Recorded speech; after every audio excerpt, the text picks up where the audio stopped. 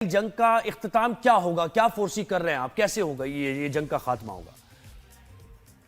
बिस्मिल्लाहिर्रहमानिर्रहीम। बहुत शुक्रिया आप लोगों ने इतने अहम मौजू पे मुझे अपने साथ जोड़ा है। अगर मैं काफिया रदीफ छोड़ के स्ट्रेट आपके सवाल पे आऊं जी जी।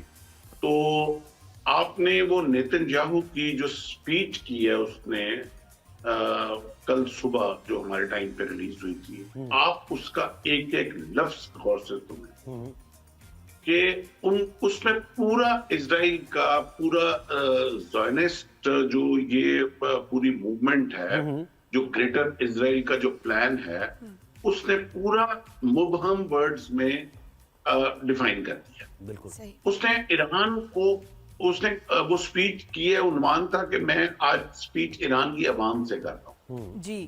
यानी कि माँ का दुश्मन औलाद का हिजरा कि तेरा तल्लक क्या है ईरान के कौम के साथ, तू कब से सज्जन बन गया ईरान की कौम का, यानी कि जिन पे तू गोले बरसा रहा है, जिनको मार रहा है, तू उनके सज्जन बन के उनके और उनके साथ बात ये कर रहा है कि हमने रजीम चेंज करना है, हमने रजीम चेंज करना है, ये जुल्म का रजीम है जो चेंज करना है आपके लिए।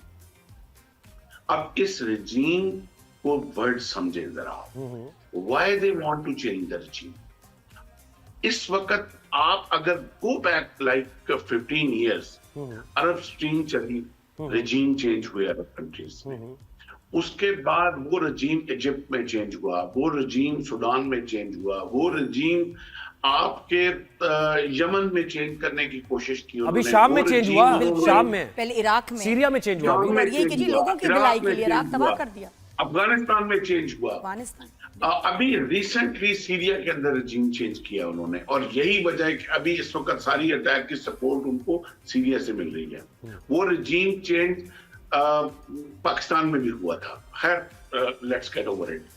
अच्छा, अब इस सारी सूरत हाल को देखने के बाद वो क्यों चाह रहे हैं रजीम चेंज? वो जंग उस दिन खत्म कर देंगे जिस दिन रजीम चेंज हो जाए। उनका हदफ कोई न्यूक्लियर टारगेट नहीं है। ये उसी तरह जिस तरह इराक के अंदर weapon of mass destruction target था, किधर गए वो? निकले ही नहीं। तो ये सारा जो पूरे का पूरा गेम प्लान है उनका, ये ग्रेटर इजराइल के लिए चल रहा है। जिस तरह स्ट्रेट मैं आपसे बात करूंगा कि अमेरिका के दो नाजायज बच्चे हैं इस दुनिया के अंदर, एक भारत है और एक इजराइल है।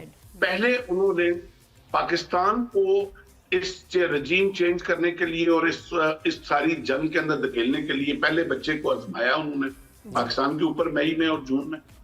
उसके बाद वो जब पिटने लगा तो फौरन, अब एक दिन पहले अमेरिका ने बयान दिया कि हमारा इस जंग से कोई ताल्लुक नहीं, और जब वो पिटने लगा, मैं आप ही के प्रोग्राम में आपको याद हो, तो फौरन वो अमेरिका बीच में आ गया कि नहीं सीज फायर, ताकि मेरा मुर्गा कंप्लीट पिट ना जाए। जब वो पाकिस्तान से फेल हुए तो अगला उससे दूसरा बच्चा अपना जो है वो ईरान के ऊपर चढ़ा दिया। तो इट डजंट मैटर, वो ये बात इस वक्त ये मैटर ही नहीं करती कि जंग में डैमेज क्या है और किसका क्या डैमेज हो रहा है। ये इस वक्त मैटर ये कर रहा है कि हक क्या है और जुल्म क्या है। But sir, where do you see it going?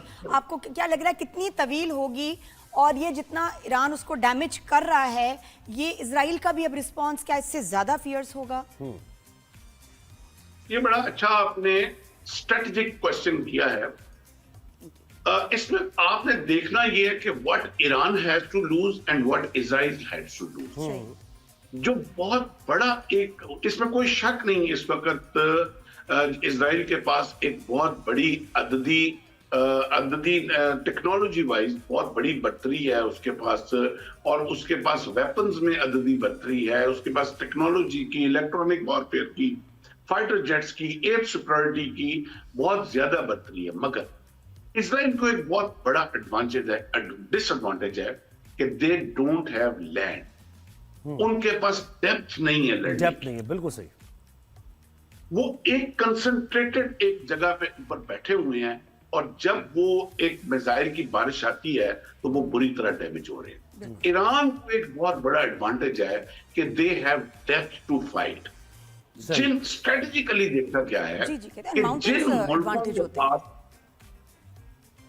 जिन मुल्कों के पास डेप्थ होती है जंग लड़ने की, वो लंबी जंग लड़ सकते हैं। सर डेप्थ का क्या उनको कोई मतलब, टेंशन नहीं डेप्थ का क्या मतलब कि डेप्थ होनी चाहिए? अच्छा, आपको मैं थोड़ा सा इतिहास में ले जाऊं, हिस्ट्री में ले जाऊं। आपको याद हो जब रशिया ने अटैक किया था अफगानिस्तान के ऊपर, अफगानिस्तान पे, बिल्कुल। तो पाकिस्तान ने जो उसको रशिया में अफगानिस्तान में रोका, पाकिस्तान की वो स्ट्रेटेजिक डेप्थ थी कि वो अपनी सरजमीन में उसको नहीं आना देना चाह रहे थे। वो जानते थे कि पाकिस्तान आगे वो सी बॉर्डर तक आना चाहता है, बिल्कुल। और वो डेप्थ की वजह से उन्होंने पीछे ही उसको रोका और हम उसमें कामयाब हुए। सही। ये डेप्थ से मुराद होती है कि किसी भी कंट्री के पास डैमेज बर्दाश्त करने का कितना हौसला है और कितनी स्पेस है। सर ये भी है ना, इसके साथ साथ देखिए अभी बयान भी आया है ईरान के जो फौजी उन्होंने कहा है कि मकबूजा इलाका जहां पर वो हैं कम तादाद में, उन्होंने कह दिया कि आप छोड़ दें, अवाम को कहा है कि आप उन इलाकों को छोड़ दें क्योंकि हमने टारगेट सेट किए हुए हैं। तो उनके पास डेप्थ इस तरह नहीं है ना कि वो एक मुख्तसर सा अच्छा, इलाका तो इसको है, कह वो सकते हैं कि geographically। वॉर डैमेज थ्रेशोल्ड है, ऐसे कुछ कह सकते हैं डेप्थ को? फरमाइए किसी सर। मुल्क का कितना थ्रेशोल्ड है उसके डैमेज को बिल्कुल लेने का? बिल्कुल ऐसे कह सकते हैं कि ये डैमेज बर्दाश्त करना कितना हौसला है और कितनी उसके अंदर Resources हैं। उनके अंदर गुंजाइश है, सही। इसको आप डेप्थ कह सकते हैं। ठीक है सर, सही बात। कि इजराइल के पास, इजराइल ने तो आज तक दुनिया ने सिर्फ इजराइल को गोले बरसाते देखा है मजलूमों पे, निहत्तों पे।